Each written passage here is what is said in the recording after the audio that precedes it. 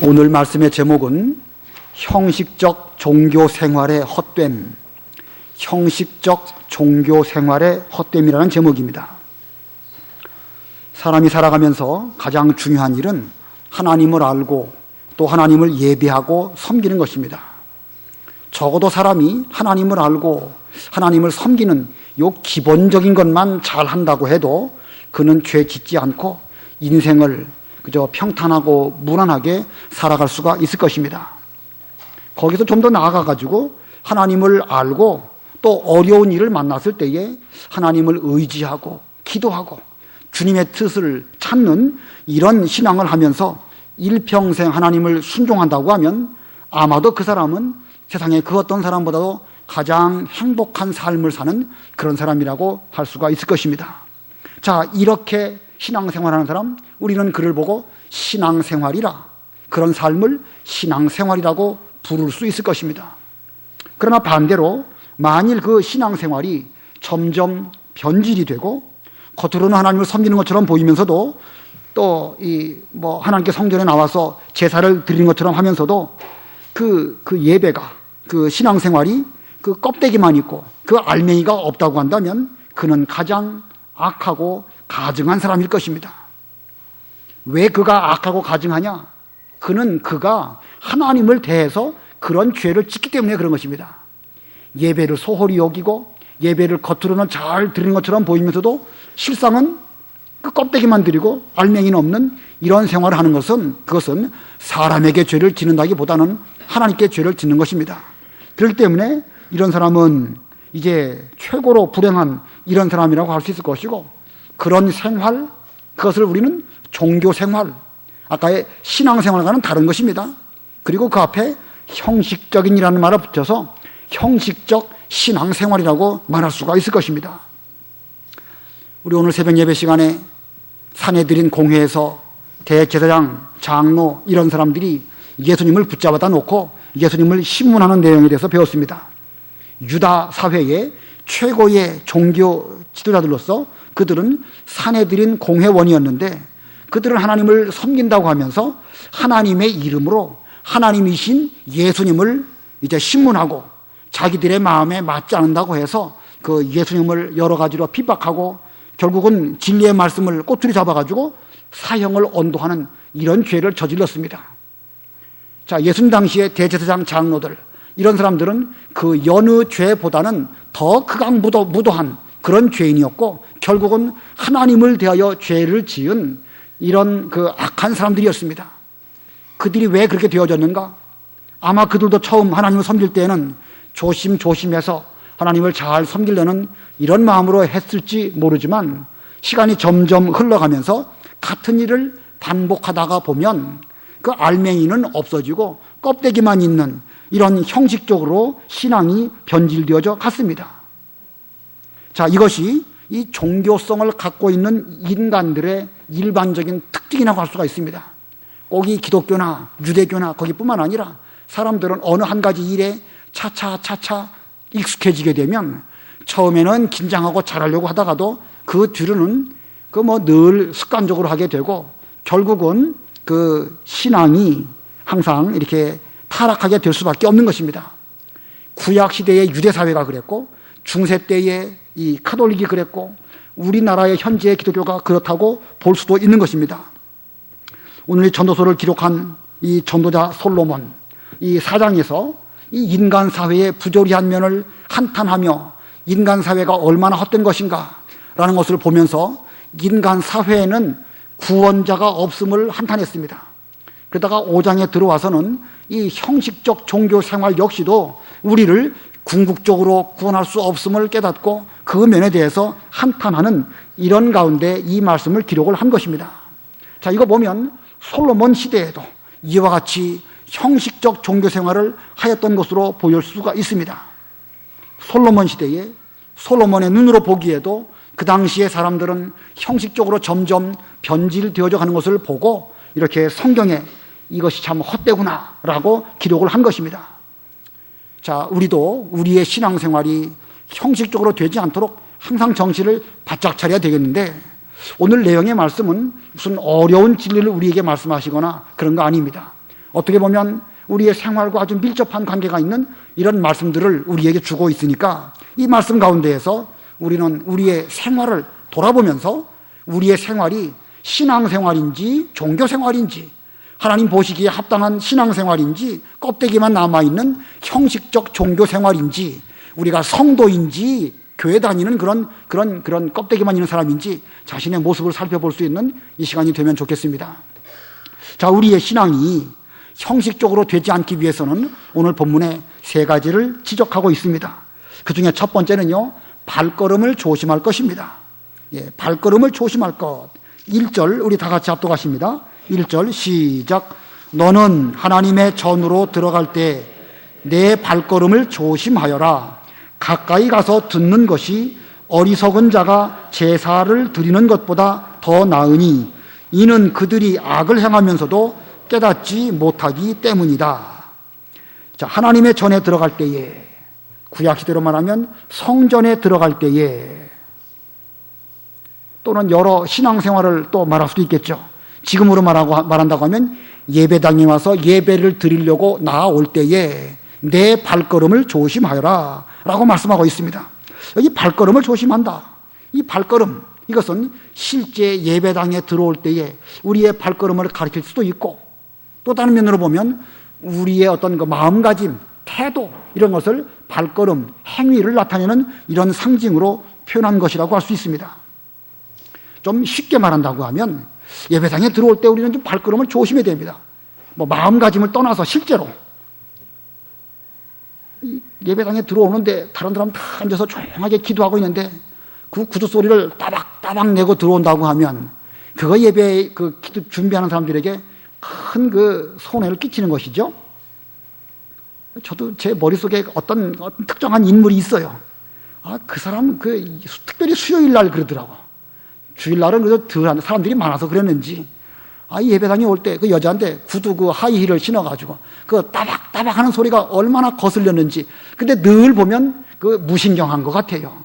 다른 사람이 기도를 하고 있다는 사실도 생각을 못하고, 지금 내가 하나님의 전에 나와서 예배를 드리러 나왔다는 생각도 생각 못하고, 그냥 늘 걷듯이 그냥 이렇게 걷는 것인지, 아니면 여인의 그 옛날 노래 무슨 노래죠? 그 똑똑 구두 소리 뭐 그런 것처럼 뭐 자기 발걸음을 세면서 걸어가는 것인지 그런 생각이 들더라고요. 자, 우리가 참 조심해야 되는 것입니다. 꼭 여기서 발걸음을 조심하라는 것은 꼭 소리 내지 말라는 뿐만 아니라 예배에 방해되는 행위들을 하지 말라는 그런 의미도 있습니다. 지금 이런 이야기 쉽게 하기가 어려워요. 그렇겠죠? 제가 여러분에게 구두 소리 내고 들어오지 마세요, 이렇게 말하기가 어렵죠? 실제로 그런 분이 계시다고 하면 제가 어떻게 그런 말 하겠습니까? 성경에 마침 그런 말이 나왔으니까 제가 지금 이 시간에 이런 말씀을 드리는 겁니다. 예배 시간에 내가 방해를 끼치는 거 아닌가, 좀 생각을 하는 사람이 돼야 됩니다. 적어도 극장이나 영화관에 가서 혹은 음악회 가가지고 우리 그렇게 소리 내거나 뭐 그렇습니까?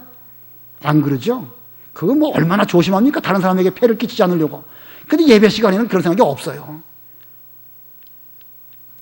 예배 시간에 뭐 좀 이 성경책이나 이런 것을 비닐 종이 빠시락빠시락 소리 나는 그런 데다가 넣어 갖고 와가지고 그것도 꺼내고 새벽 예배 끝나고 기도합시다 하면 딱 손 멈추고, 그리고 기도하고 나서 갈 때 챙겨가도 되는데, 기도합시다라고 해서 기도 다 눈 감고 있는데 그때 뭐 부시럭부시럭 하면서 집어넣는데 그거 상당히 거슬릅니다.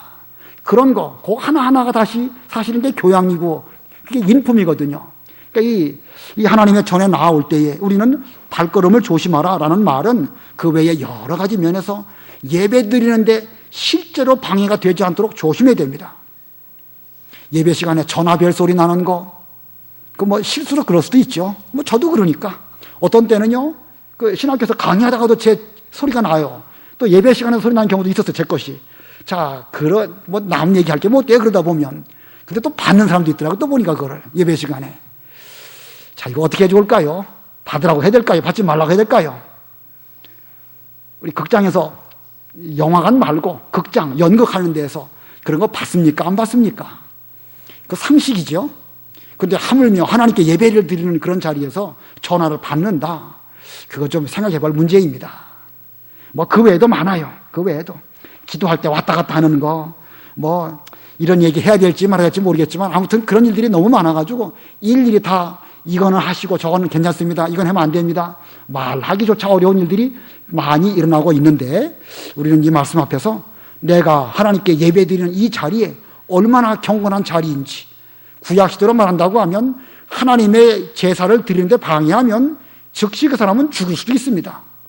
나답과 아비후가 옳지 못한 불로 하나님께 그 제사를 드리다가 즉사하는 그런 그 벌을 받게 되었습니다. 물론 지금 시대는 구약하고는 다릅니다. 분명히 다르니까 그런 시대는 아니에요. 그러나 우리의 마음가짐만큼은 구약시대에 하나님께 제사를 드리는 그런 그 마음가짐으로 우리도 그렇게 예배를 드려야 이게 올바른 태도입니다. 자, 여기 발걸음을 조심해라. 이 발걸음은 꼭 이와 같이 외부적인 행동도 말하지만 또 다른 면으로는 우리의 마음가짐을 가리키는 것입니다. 우리의 마음가짐에 대해서 오늘 본문 1절에 두 가지로 소지를 말씀하고 있습니다. 그 중에 첫 번째는 가까이 가서 들으라는 거예요. 그 1절 가운데 그랬죠? 가까이 가서 듣는 것이 더 낫다. 가까이 가서 듣는다. 가까이 간다는 것은 물리적으로 이 앞자리에 앉아라 이런 뜻도 있겠죠. 그러나 꼭 그것만은 아닐 거예요. 의미적으로 볼 때에 하나님께 마음을 기울이고 집중해서 예배에 참석하도록 하는 것, 그것이 하나님께 가까이 가는 것입니다. 여러분 학생들이 학교 가갖고 공부 잘하는 비결이 가장 으뜸이 뭔지 아십니까? 수업 시간에 집중하는 것입니다. 집중. 공부 학원에 가갖고 잘하는 거, 그거는 그 좋은 방법이 아니에요. 학교 수업 시간에 집중해서 그 시간 선생님이 말씀하시는 것을 잘 들으면 그 뒤에 가갖고 훨씬 더 이해가 쉽습니다. 근데 수업 시간에는 집중하지 않고 딴전 피우다가 집에 가갖고 열심히 하고 학원에 가갖고 열심히 하는 거, 그거 아주 좋지 못한 버릇을 아이들에게 길러주는 것입니다. 근데 우리의 자녀들이 수업 시간에 집중해서 잘 듣기를 원하면서 예배 시간에는 우리가 얼마나 집중해서 듣는가? 한번 스스로 여러분들의 마음가짐을 살펴보시기 바랍니다. 우리는 한 말씀이라도 똑바로 들어야 되겠다. 이 시간 이 말씀을 못 들으면 다시 들을 기회가 없다. 이런 마음가짐으로 집중해서 들어야 되는 것입니다. 예배 시간에 두리번거리는 거, 그것도 못 씁니다. 아까 구두 소리 따박따박 내고 들어온 사람, 저는 그 사람 생각만 하면 지금도 속이 상해요. 근데 그 사람의 버릇 중에 한 가지가 예배 시간에 자꾸 뒤돌아보는 거예요. 아무개가 왔는가? 다른 사람은 어떻게 예배 드리는가? 이 앞에서 그 말씀 전하는 목사님의 그 말은 잘 안 듣고 자꾸 이 사람, 저 사람 참견하려고 자꾸 뒤돌아보는, 그 오래 믿고 괜찮은 사람인데 그런 그 버릇이 있어요. 아무튼 우리는요, 좀 집중해야 돼요. 이 강대상을 잘 쳐다보면서, 물론 저를 보라는 건 아니에요. 이 시간 하나님께서 부족하지만 저를 통해서 이 성경 말씀을 강해 드리는데, 이 말씀을 좀 잘 깨닫기 위해서는 집중해서 듣는 이런 우리가 되어질 때에 이것이 하나님을 가까이 하는 예배자의 태도라고 할 수가 있을 것입니다. 시편 73편에 보면 하나님을 가까이 하는 것이 내게 복이라, 아삽이 그렇게 찬송을 했습니다. 시편 73편 27절 28절 읽어보세요.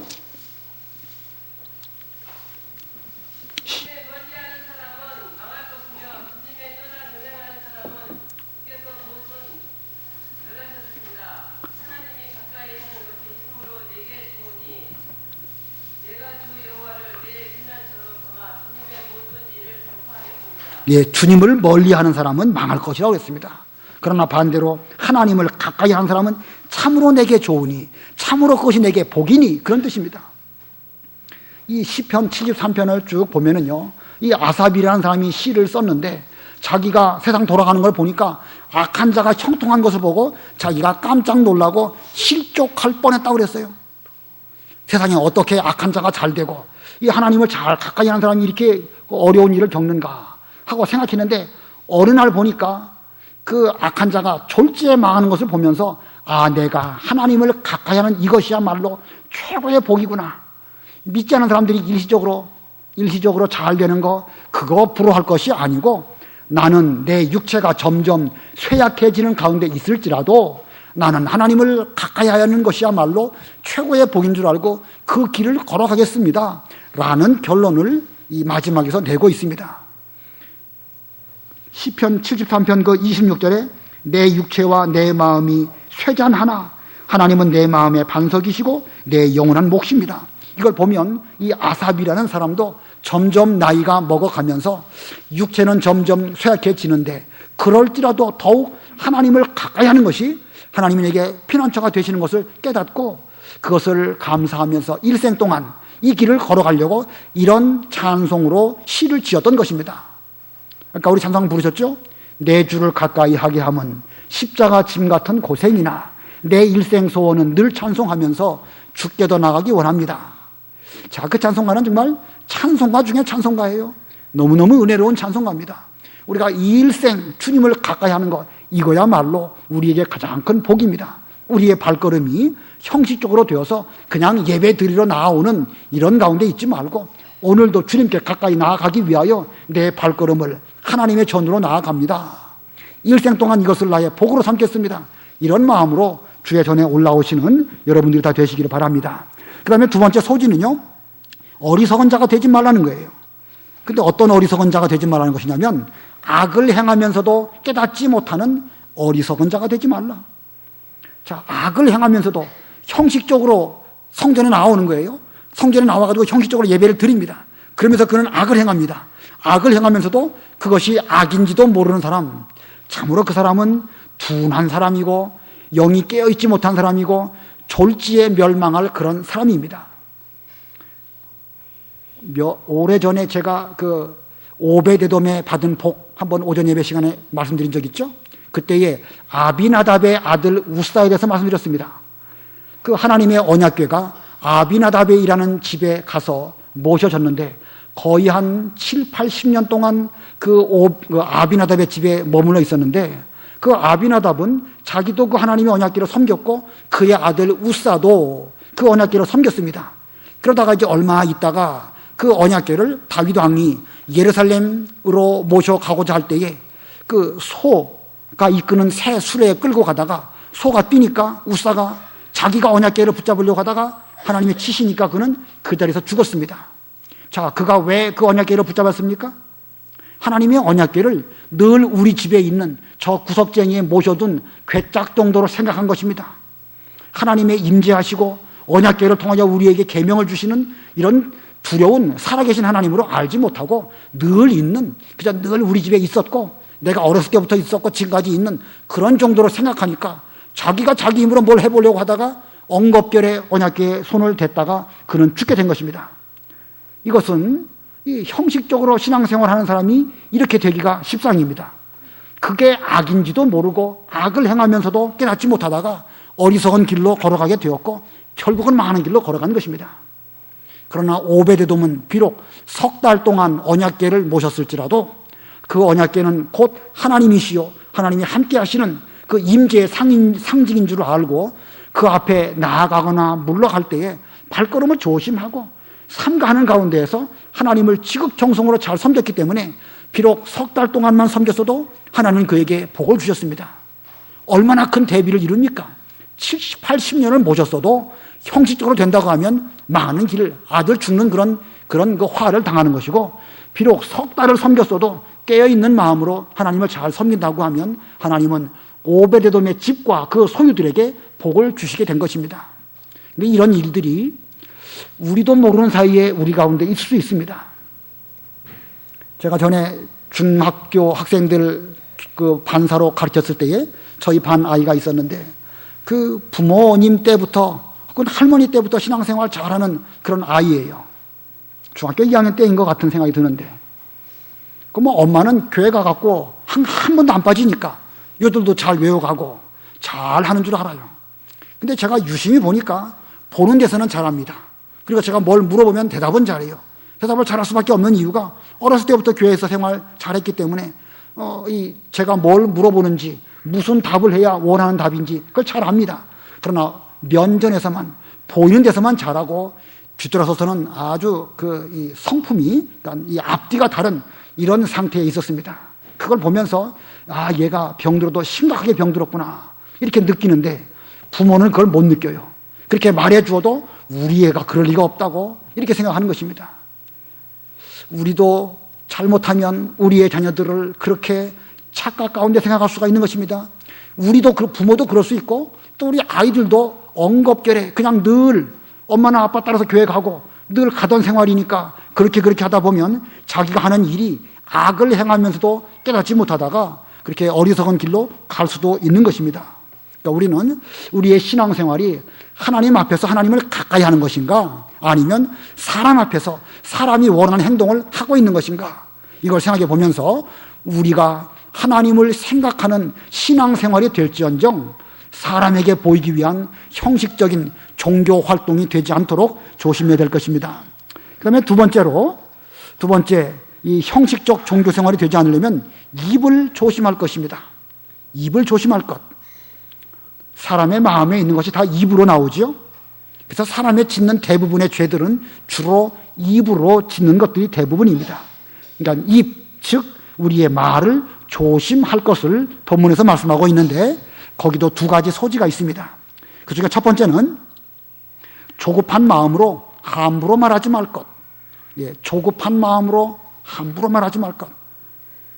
본문 2절, 3절 우리 다 같이 아주 중요한 말씀이니까 마음에 새기시면서 합독하십니다. 시작. 너는 하나님 앞에서 함부로 입을 열지 말고 조급한 마음으로 말하지 마라. 하나님은 하늘에 계시고 너는 땅 위에 있으니 너는 말을 적게 하여라. 일이 많으면 꿈이 생기고 말이 많으면 어리석은 소리가 난다. 오늘 새벽에도 예수님께서 그 산에 드린 공회 신문을 받으실 때에 우리 주님께서는 잠잠하셨습니다. 침묵하셨습니다. 그러다가 이제 내가 하나님의 아들이냐 하면서 대제사장이 물었을 때에는 분명하게 네가 말하였다. 앞으로 인자가 하나님 보좌 우편에 서 있다가 이 세상을 심판하러 올 때에 내 눈으로 보게 될 것이다 라고 하면서 분명하게 말씀하셨습니다. 그래서 우리는 예수님을 보면서 말할 때가 있고 잠잠할 때가 있다 라는 말씀을 제가 인용드렸는데, 그 바로 앞에 있어요. 전도서 3장 7절 제가 보겠습니다. 3장 7절. 찢을 때가 있고 꿰맬 때가 있으며 침묵해야 할 때가 있고 말할 때가 있으며. 자, 이 말이라는 것이 침묵할 때가 있으면 또 때에 따라서 말할 때도 있는 것입니다. 그런데 이게 거꾸로 되면 곤란하겠죠? 우리는 조급한 마음으로 함부로 입을 열어서 말하지 않도록 조심해야 될 것입니다. 우리 늘 하는 말로 가만히 있으면 어디 간다고 그러죠? 중간은 간다고 그러죠? 가만히 있으면 중간은 가는데, 이 괜히 나서 가지고 말해가지고 일을 더욱 복잡하게 만들고 어지럽게 만드는 일들이 많이 있습니다. 우리가 살아가는 이 교회, 여러 가지 문제가 지상교회는 있을 수밖에 없습니다. 근데 그 여러 가지 문제들이 내가 말한다고 해서 해결되지 않는 경우도 허다합니다. 어쩌면 말하는 것보다 말하지 않고 가만히 있는 것이 더 큰 유익이 될 수도 있어요. 어떤 문제가 있다. 예를 들면 교회가 청소를 잘 안 했다. 문제는 문제지요. 그러나 그걸 말해가지고 그걸 들춰내고 또 여러 가지 공론화해서 복잡한 일이 만들어지게 되면 그 뒤로 청소는 잘할지 몰라도 그 관계나 교회의 은혜스러운 면이나 이런 모든 면에서 큰 어려움을 겪게 될 것입니다. 그러니까 말하는 것보다 때로는 말하지 아니하면서 은혜롭게 잘 덮어주고, 부족하고 있으면 내가 좀 희생하고 헌신해서 아무 일 없는 듯이 이렇게 해 나가면 그래, 처음에는 잘 몰라도요, 그런 마음가짐으로 신앙생활하는 사람 다 알게 됩니다. 그러니까 우리는 어떤 문제가 있을 때에 말하는 것보다 이것이 참으로 하나님의 일에 유익하고 은혜로운 것이냐, 이걸 먼저 생각해야 되는 것입니다. 교회에 구석구석 보면 그런 게 너무 많아요. 주방에서 일할 때에 음식 잘하는 경우도 있고 못하는 경우도 있고, 설거지를 깨끗하게 하는 경우도 있고 그렇지 못한 경우도 있겠죠. 잘해야지요. 맛있게 해야지요. 그러나 그것보다 더 중요한 게 무엇이라고요? 은혜로우냐 은혜롭지 못하느냐, 교회다우냐 교회답지 못하느냐, 이게 중요한 것입니다. 성가대가 찬송을 하는데 잘해야지요. 잘해야 은혜를 받지요. 그러나 찬송을 잘하는 것보다 더 중요한 것은 은혜로운 찬송이 되는 게 중요한 것입니다. 목소리로 아무리 아름답게 잘 부른다 할지라도 조금 잘못한 것을 지적하면서 왜 그렇게 부르느냐, 좀 잘 부르지 이렇게 말한다고 하면 그 음악적으로는 100점이 될지 몰라도요, 은혜 면에서는 그건 옳지 못합니다. 그러므로 우리는 잘 하려는 생각보다도 먼저 은혜롭게 되려고 하는, 교회답게 하나님 앞에 이 합당한 예배가 되기 위한 이런 면으로 노력을 하는 것이 중요한 것입니다. 이 교회 구석구석 여러 군데 문제가 많이 있습니다.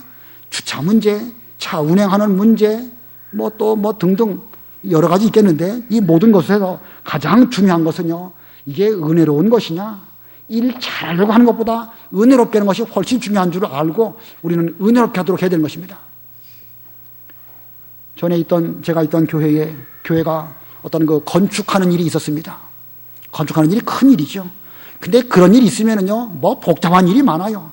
이렇게 된다, 저렇게 된다, 돈이 많이 들었다, 적게 들었다, 등등등.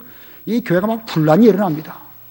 이 목사님께서 교회는 예배당 짓다가 혹시 잘못 지으면 새로 지으면 됩니다. 그러나 이 문제로 인해 가지고 우리 성도 간에 누가 실족하거나 은혜롭지 못한 일이 있어가지고 교회가 분란이 되고 그 뒤에 교회가 큰 문제가 난다고 하면 차라리 교회 예배당 안 짓는 것보다 낫습니다. 저는 그 말씀이 제 마음속에 남아있어요. 근데 제가 그 뒤로 여기저기 다른 교회 이야기를 쭉 들어보면 예배당 잘 짓고 교회가 쪼개지고 또는 목사가 더 이상 목회를 못하고 그만두고 이런 경우가 비일비재하게 많다고 그래요. 자, 우리는 지금 예를 들은 것이지만 어떤 일이든지 물론 예배당 지을 때 잘 지어야죠. 은혜롭고 문제 없이 잘 지어야 되는데 그것보다 더 중요한 게 무엇이냐? 일 잘하려는 생각보다 실족하지 아니하고 피차 신앙생활에 덕을 세워가면서 은혜로운 예배가 되도록 그렇게 하는 것이 더 중요한 줄을 알고 우리는 함부로 조급한 가운데 말하지 않는 이런 우리가 되어야 될 것입니다. 그래서 오늘 여기 2절 3절 아주 중요한 말씀입니다. 중요한 말씀이니까 의미를 생각해 보면서 다시 한번 합독하고 다음으로 넘어갑니다. 2절 3절 시작.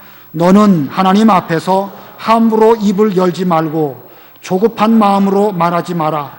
하나님은 하늘에 계시고 너는 땅 위에 있으니 너는 말을 적게 하여라. 일이 많으면 꿈이 생기고 말이 많으면 어리석은 소리가 난다. 자, 하나님은 하늘에 계신 거예요. 하나님이 다 보고 계시니까 하나님께 맡기고 은혜롭게 이 교회가 교회다운 이런 노력을 하라 하신 말씀입니다. 자, 두 번째 소지입니다. 이 하나님에 대한 말조심의 두 번째는요, 서원한 것을 속히 갚을 것. 아까 함부로 입을 열지 말라 하는 것은 성도와 성도 간에, 사람과 사람 간에 말조심하라는 말씀이고, 여기 4절부터 7절까지는요, 서원은 곧 하나님께 대한 말입니다. 하나님에 대해서 우리가 어떤 말을 했다면 그 말은 분명하게 지키라는 거예요.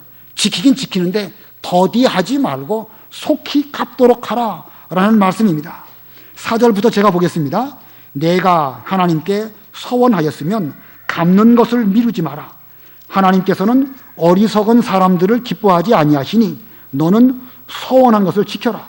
내가 서원하고 갚지 않는 것보다 서원하지 않는 것이 더 낫다.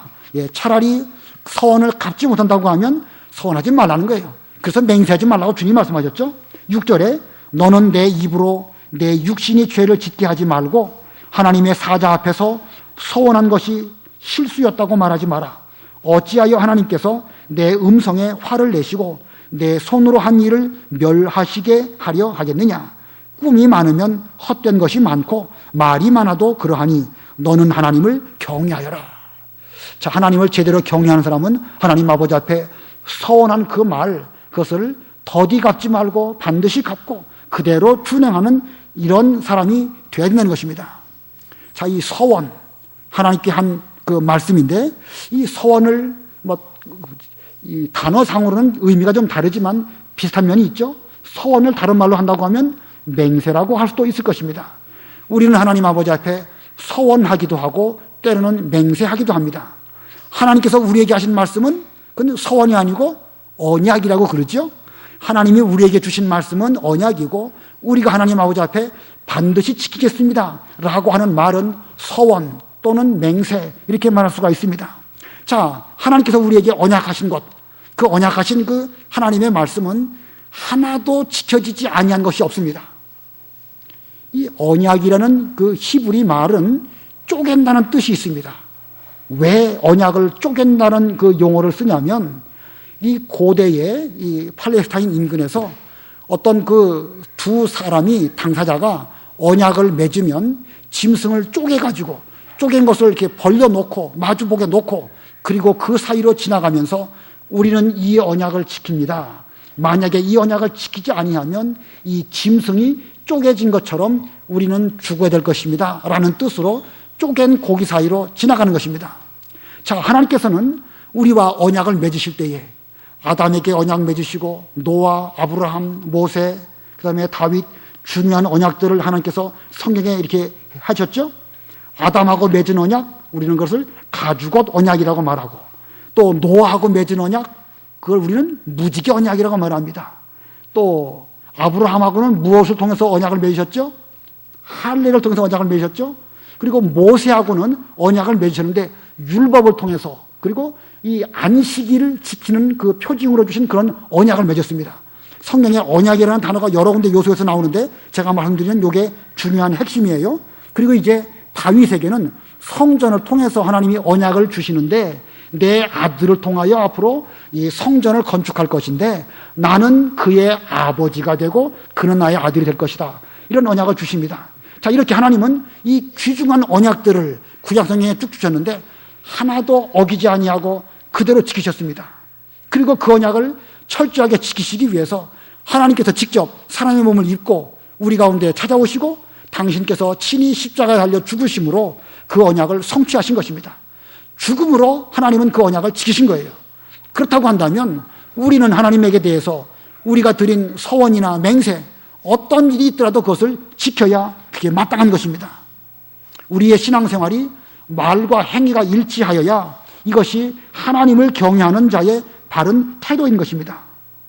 그래서 7절에 그러지 않았습니까? 꿈이 많으면 헛된 것이 많고 말이 많아도 그러하니 너는 하나님을 경외하여라. 너는 서원을 철저하게 잘 지킴으로 하나님을 경외하는 올바른 신앙생활을 하여라, 이렇게 말씀하신 것입니다.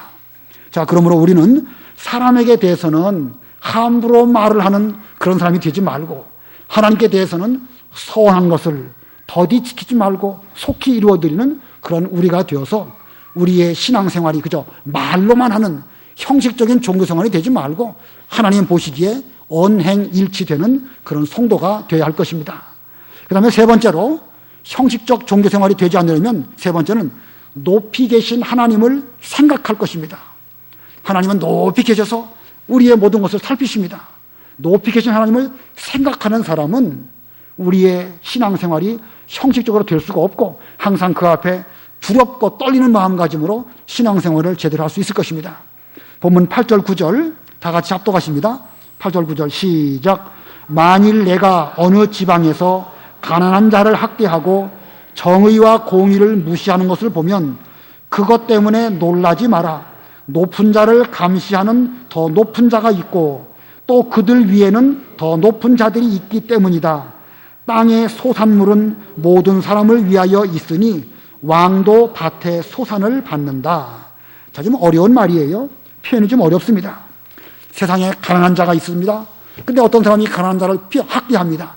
그러나 그 자기가 그 가난한 자보다 높은 지위에 있어서 학대하지만 학대하는 그 사람보다 더 높은 곳에 또 사람이 있고 그보다 더 높은 사람이 있습니다. 인간 사회에서 제일 높은 사람은 누구지요? 인간 사회에서 제일 높은 사람? 왕이지요, 왕. 그러나 왕이라 할지라도 다 똑같이 밭에서 나는 음식을 먹고 사는 것이지 뭐 왕이라고 별거 없거든요. 뭐 대통령이나 우리나 다 같이 먹고, 대통령도 다 뭐 집에 가면 설거지하고 이불 개고 뭐 빨래하고 다 그런 거지 뭐 별다른 거 아니잖아요. 마찬가지입니다.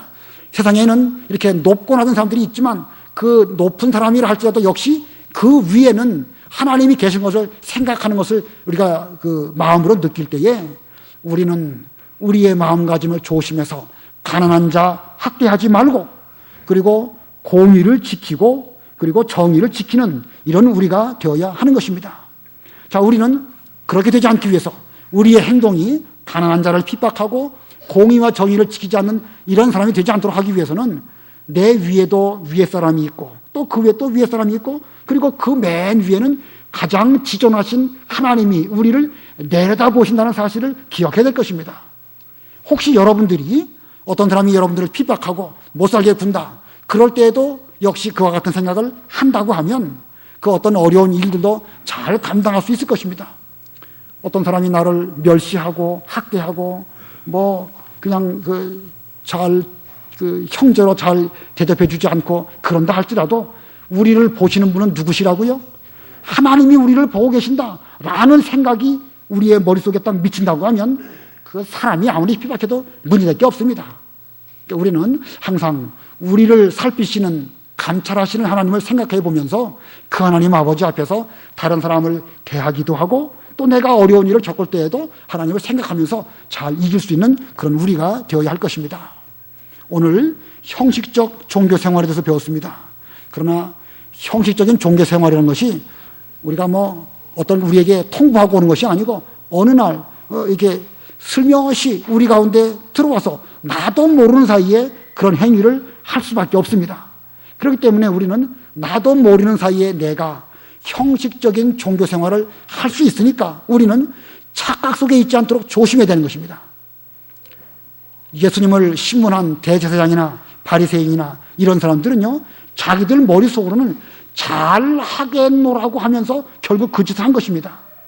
그렇기 때문에 우리도 슬며시 형식적인 종교 생활이 우리에게 찾아오는지 안 찾아오는지 깨어 있어서 자신을 늘 살펴볼 수 있는 그런 우리가 되어야 됩니다.